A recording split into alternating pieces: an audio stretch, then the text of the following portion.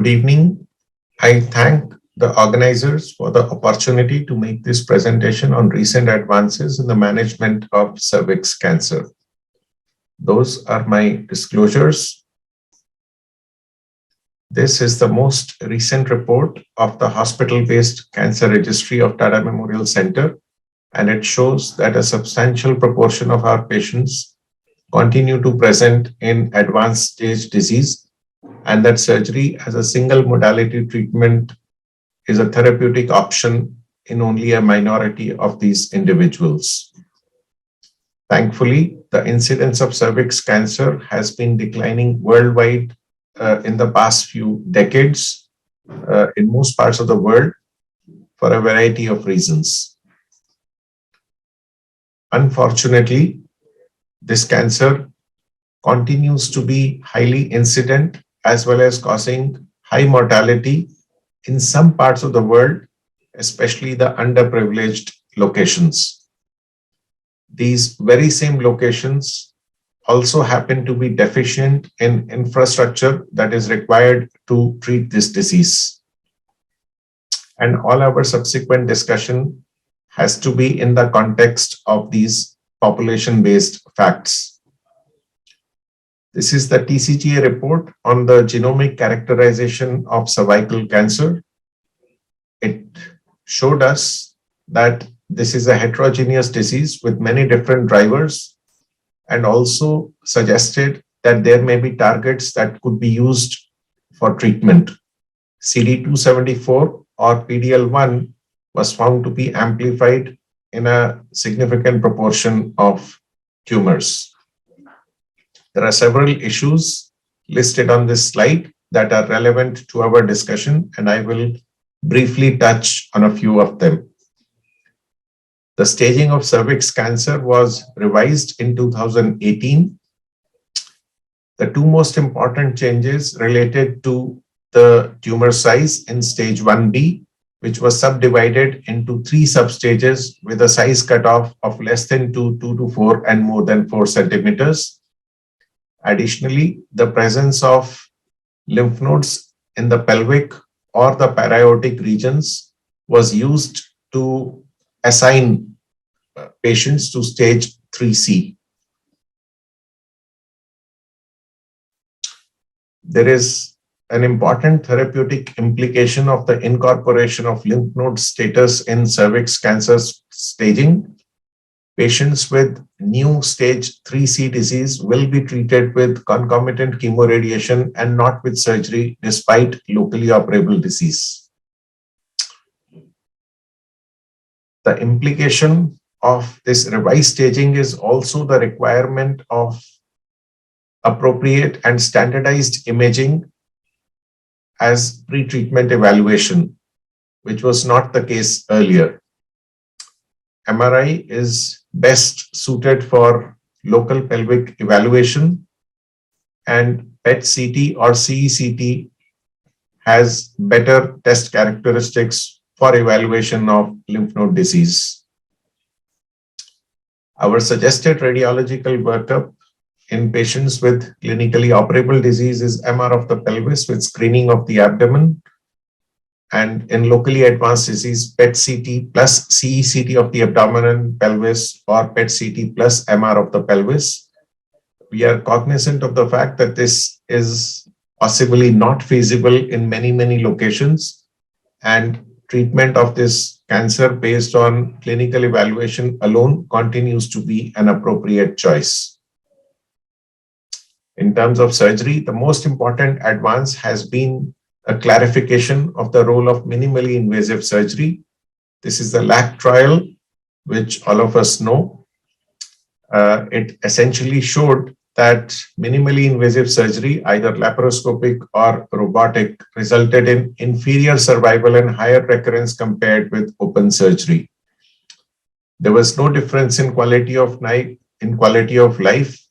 There was no difference in the complications, but minimally invasive surgery resulted in 4 times higher recurrence and 6 times higher mortality compared with open surgery. There are several reasons for this result, which I will not elucidate at the moment, There are multiple other registry-based sources of evidence which confirm the findings of the lab trial, and minimally invasive surgery should not be considered the standard treatment in this disease. Sentinel lymph nodes have been used in many solid tumors. They reduce intra and post-operative complications, including lymphedema. It has been evaluated in cervix cancer. The false negative rate has been shown to be about 10 to 15%. This technique can be considered in centers which are experienced in patients up to stage 1B1. However, because of lack of widespread availability of both the instrumentation and the expertise, it has still not become the standard treatment. In locally advanced cervix cancer, we know that concurrent chemoradiation has been the standard treatment for about 2 decades now. This is a recent study from Tata Memorial Center, which confirmed the benefit of adding concomitant cisplatin to radiotherapy in patients with stage 3B squamous carcinoma of the cervix, about which the evidence had been equivocal prior to the publication of this result. More recently, we have the results of a randomized trial that evaluated the addition of gemcitabine to cisplatin as concomitant chemotherapy, followed by 2 more cycles of adjuvant gemcitabine and cisplatin. The results showed that there was a clinically meaningful and statistically significant improvement in progression-free and overall survival with the use of gemcitabine and cisplatin as concomitant and adjuvant treatment. However, the toxicity, both hematological and non-hematological, was substantially higher with gemcitabine and cisplatin, and therefore this regimen has not become the standard of care in most centers all over the world. Last year, at the ASCO meeting in the plenary session, we heard the results of the randomized phase 3 Outback trial. This study evaluated the addition of 4 cycles of adjuvant paclitaxel and carboplatin after the completion of concurrent chemoradiation in patients with locally advanced cervix cancer. There was no benefit of adjuvant chemotherapy for both progression-free and overall survival. Neoadjuvant chemotherapy prior to either surgery or radiotherapy has been long practiced in cervix cancer, especially in some centers in South America, Europe, and Asia. However, until recently, this had never been compared to the standard approach of concurrent chemoradiation. 2 studies have clarified this issue. The study from Tata Memorial Center compared concurrent chemoradiation with 3 cycles of neoadjuvant chemotherapy using paclitaxel and carboplatin followed by surgery. 635 patients, stage 1B, 2, 2A or 2B squamous carcinoma of the cervix.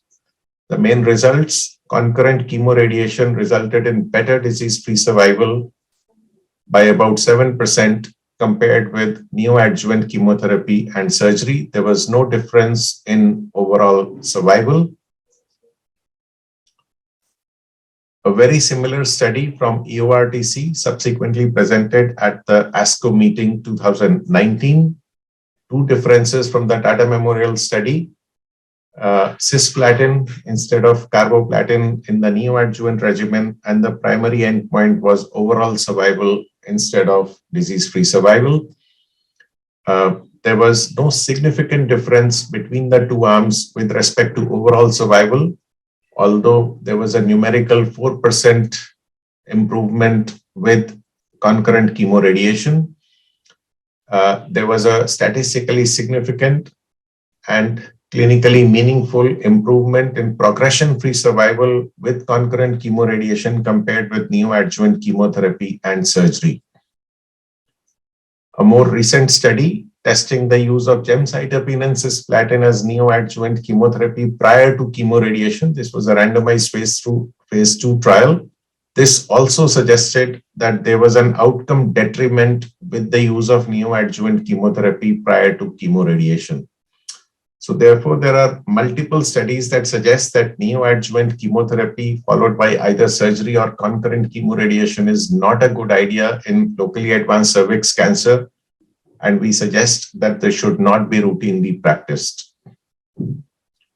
There have been several advances in radiotherapy. The applicators used to deliver brachytherapy, which is an important component of treatment in this disease, have become more sophisticated, resulting in higher dose delivery to the tumor volume.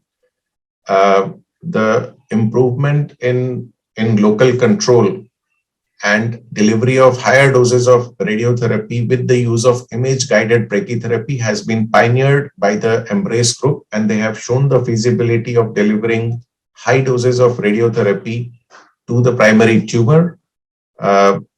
We have seen from these studies that this can result in excellent pelvic control with low toxicity and perhaps also better nodal control.